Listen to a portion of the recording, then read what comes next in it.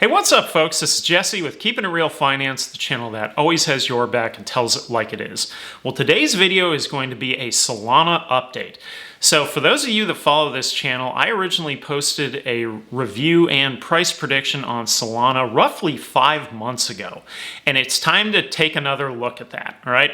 So Solana has been running lately. I want to talk about that in today's video with what the big news has been, why it's on the move, as well as where we think it still may end up by the end of the year.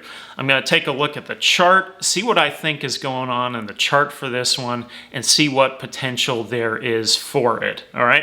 So should have a lot of good information on this video in Solana. So whether you're in it or not, you could definitely learn a few things here. Should be short and sweet. All right. So with that, if you enjoyed today's video, make sure to hit the like button. Don't forget to subscribe to the channel, and if you click the bell, you'll be made aware whenever I post time-sensitive content just like this. And now, let's get it going.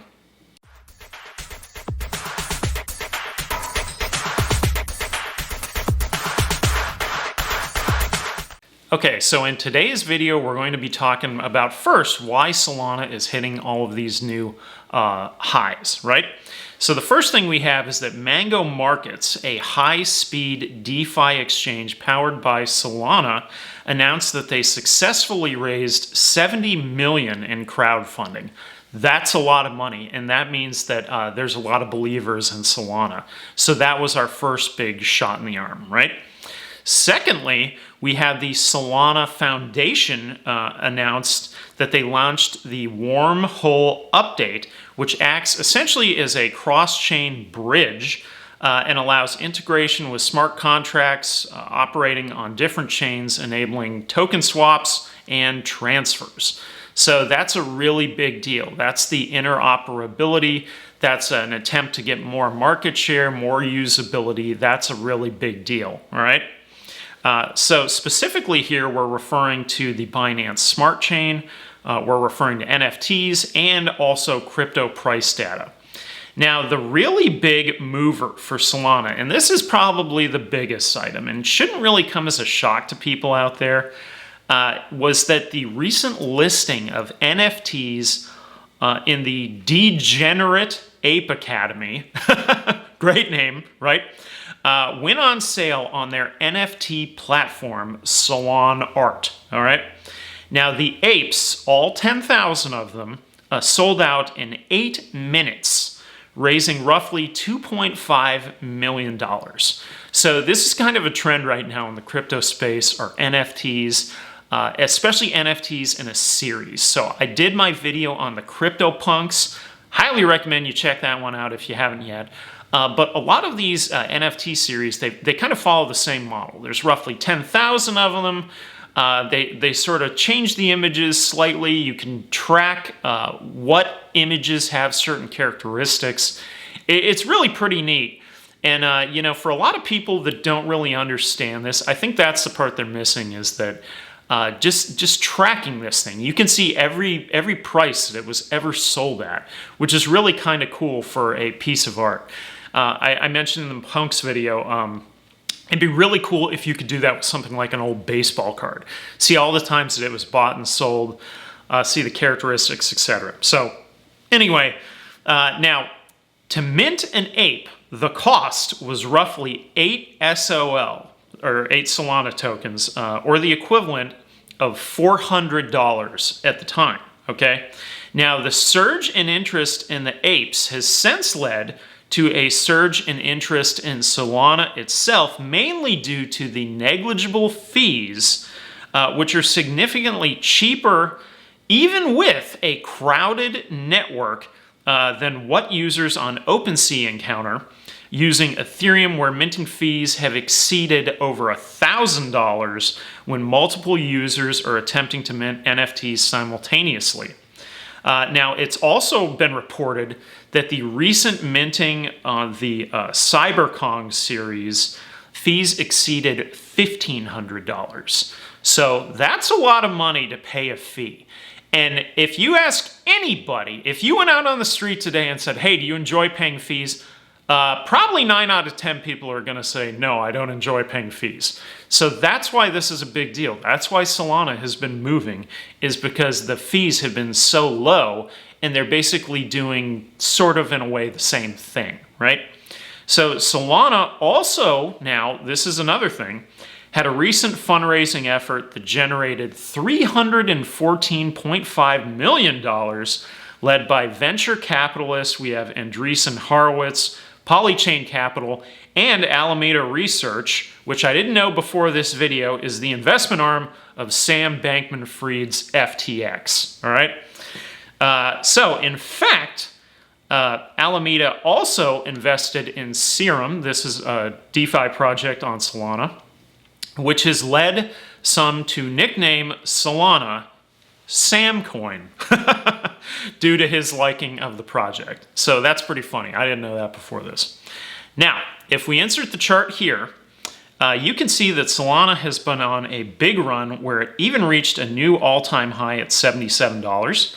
Looking further, we're starting to have a pickup in volume. While the market cipher shows we also have an inflow of money starting on 8/14. Our EMAs, that's the estimated moving averages on Solana, corrected August 5th. And now another thing to add is that currently the relative strength index tells me Solana is a little bit overbought. So if you're thinking of aping into Solana, it may not be the best time, okay? Now, Solana is listed now on Coinbase, which in my prior video 5 months ago, it had not been listed there yet. It's also on Binance. Obviously, it's on FTX and others, and I do have referral links in the video description for free money bonuses. So by all means, check those out. Get yourself some free money. When you do, you help support the channel. Thank you, gracias. That's a great thing. All right. Now, I do own a little bit of Solana. Not much, just a little bit. Which I do have staked in my Moonlit wallet, earning just under 7% APY, which isn't too shabby. That's pretty good, folks. So for some final thoughts here on the Solana update. Number one, the power of NFTs is a crazy thing, and it's becoming a bigger and bigger deal in the crypto space. So no one really knows what the market is, right? But because they're rare, often 1 of 10,000 of a set, they're desirable and they have a strong resale value. People simply need to think it's cool, and if it's 1 of a set, it's got some value, right? Pretty awesome. Number 2 is, yet again, we're highlighting the gas fee problem with Ethereum that projects like Solana, the Binance Smart Chain, Polkadot, and others are basically using to their advantage in attempts to peel off some market share. Now, the bottom line is, why pay fees when you don't have to, right? Well, you know, I guess in some ways maybe you do, depending on the NFTs, etc. But the bottom line is, in this case, Solana is significantly cheaper, and you can still get some pretty cool NFTs, right?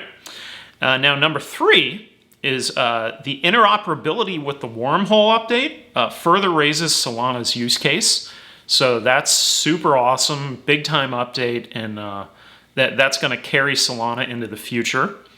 And lastly, I was unaware, as I mentioned earlier, that prior to this video, that Sam Bankman-Fried was such a fan of Solana. I did not know that. Now, that alone could have big implications for the project, especially as Sam becomes more and more popular while building relationships with celebrities, you know, Tom Brady, whoever else. That could go a long way, especially in terms of investment, projects, future, etc. Right?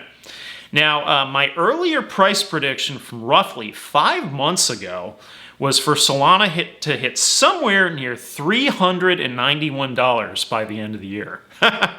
Now, from here, that would be a market cap of nearly 120 billion, or roughly a 6x from here, right? Now, is it still possible? Honestly, I think it is. I think, sure, it is possible. Is it a bit lofty? Maybe. But who's to say that the NFTs, along with interoperability, can't catapult Solana significantly higher by the end of the year? So I do think it is possible that it could do this. You know, I look back to coins that started at the beginning of this year. There was numerous coins that did a 5, 6x plus over, you know, the first 6 months of the year. So why couldn't Solana do that by the end of the year, especially with the momentum that they've got going right now? I don't really see anything out there that would currently slow down Solana, all right? So the bottom line here, Solana is a great project.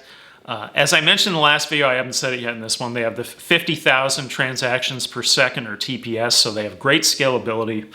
It's a good long-term hold. Obviously, this is one of your big blockchains that'll probably be around for quite a while. And in the SOL coin, the token that is, you can stake it and earn some pretty good interest in the meantime, as I mentioned, with exactly what I'm doing with the Moonlit wallet that's available in your app store.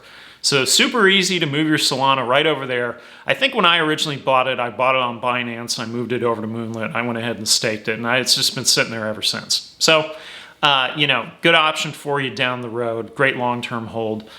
Great prospects in the project overall. So Solana is definitely making some waves. Solana Foundation is raising a ton of money. And now the NFT space is really carrying it forward. So you add that with the interoperability, and Solana is definitely a winner down the road.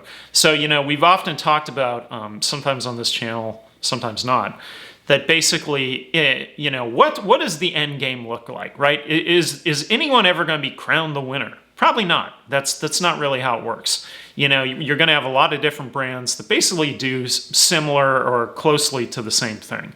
Solana, by all accounts, appears to be one of those brands. All right, so that's it for today's video. I hope you enjoyed it. If you did, make sure to hit the like button. Don't forget that I'm also on Twitter at KIR Finance, where you can find me tweeting and retweeting on a regular basis. Check me out there. And for a friendly reminder, this is Jesse with Keeping It Real Finance, the channel that always has your back and tells it like it is. And I will see you on the next one. Later.